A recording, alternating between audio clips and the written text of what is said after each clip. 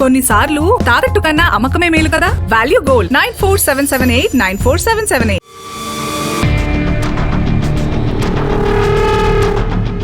ప్రజాగణంలో mike మోగబోవడం, నరేంద్ర మోడీ గారికి సన్మానం చేద్దాము అంటే ఆ శాలువా బొకేలు కూడా కింద నుంచి స్టేజ్ మీద వరకు కూడా రాకపోవడం, ఇట్లాంటివి చాలా జరిగినాయండి.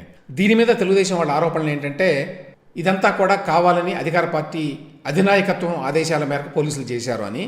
ఇప్పుడు దాని మీద డెవలప్మెంట్ ఏంటంటే పల్నాడు ఎస్పీ రవిశంకర్ రెడ్డి మీద వేటు వేసే అవకాశం ఉంది. ప్రధానమంత్రి నరేంద్ర మోడీ ముఖ్య అతిథిగా హాజరైన ప్రజాగణం సభలో భద్రతా వైఫల్యం అంశంలో పల్నాడు ఎస్పీ వై రవిశంకర్ రెడ్డిపై వేటు వేయనున్నట్లు తెలిసింది అని ఈనాడు వార్త అండి. పోలీసులు అక్కడ ప్రేక్షక పాత్రకే పరిమితమయ్యారు. అక్కడ చాలా గందరగోళాలు జరిగినాయి.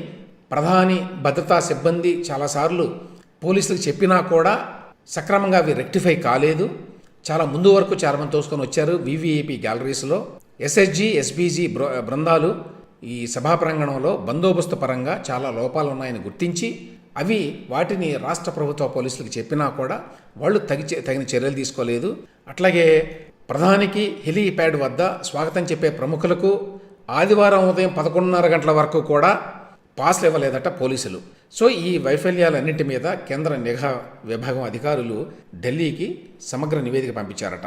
సో ఈ తప్పిదాలకు ఎవరెవరు బాధ్యులు ఏంటి, వారి ప్రమేయం ఏంటి అని చెప్పి వాళ్ళు ఎనలైజ్ చేస్తారు. చేసిన తర్వాత వీటన్నిటికీ పల్నాడు ఎస్పీ రవిశంకర్ రెడ్డి బాధ్యుడిగా గుర్తించారట వారు. కాబట్టి ఈ నేపథ్యంలో ఆయన మీద వేటు వేయడం అంటే ఏముందండి, ఆయన్ని బహుశా అక్కడి నుంచి ట్రాన్స్ఫర్ చేస్తారు అంతే. వేటు వేయడం అంటే ఆయన ఉద్యోగం నుంచి తీశారు కదా, ఆయనపై వేటు వేస్తూ 1-2 రోజుల్లో ఆదేశాలు వెలువడే అవకాశం ఉంది.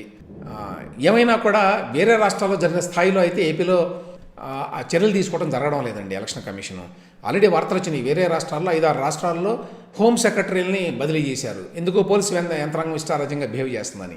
మరి వెస్ట్ బెంగాల్లోనైతే డీజీపీని కూడా అక్కడి నుంచి తొలగించారు, వేరే డీజీపీని వేశారు. అందరూ గుర్తుండే ఉంటుంది, 2019లో తెలుగుదేశం ప్రభుత్వం ఉన్నప్పుడు ఎన్నికలు ప్రకటించిన తర్వాత అక్కడ బోత్ ప్రధాన కార్యదర్శిని అలాగే డీజీపీని ఇద్దరిని కూడా బదిలీ చేశారు.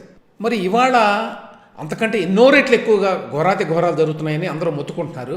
అయినా కూడా అటువంటి చర్యలు ఏపీలో జరగడం వల్ల అది ఏమిటి, దాని వెనక రహస్యం అనే విషయం మనకు తెలియదు. ఇందువల్ల ఏపీ విషయంలో ఎలక్షన్ కమిషన్ వారు అంటీ ముట్టనట్టుగా పట్టీ పట్టనట్టుగా వ్యవహరిస్తున్నారు అనేది అర్థం కావట్లేదండి. ఇప్పుడు ఈనాడు వార్త ప్రకారం అయితే పల్నాడు ఎస్పీ గారి మీద ఈ ప్రజాగణం విషయంలో